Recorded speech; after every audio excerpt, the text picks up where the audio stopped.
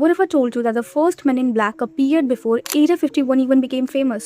1947 Washington में Harald Dell नाम का एक आदमी मॉरी आइलैंड पर काम कर रहा था and he claimed to see 6 strange flying objects hovering in the sky.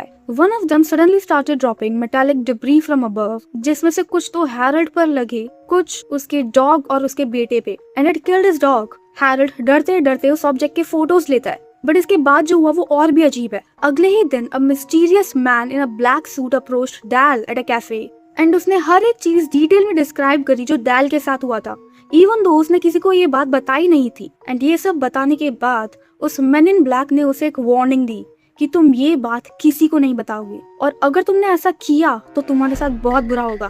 But Dell ने उसकी बात नहीं सुनी और उसने ये सबको बता दिया. It even came in news and you know what, strange things started happening to Harold. He got a strange life-threatening disease and his wife got into an accident. And Dal को अब समझ में आने लग गया था कि ऐसा क्यों हो रहा है. अब कुछ लोग तो ऐसा सोचते हैं कि Men in Black government agents हो सकते हैं एंड बाकी के लोग ये सोचते हैं कि वो ह्यूमन ही नहीं है. But many investigators later concluded कि वो मॉरी आइलैंड वाला incident was likely a hoax जो अटेंशन और मनी ग्रैब करने के लिए बनाया गया था. And the famous Men in Black image we know today, it was popularized much later through UFO folklore and movies. पर क्या तुम Men in Black में मानते हो? क्योंकि we still don't know if that incident was real or fake, and we will never know.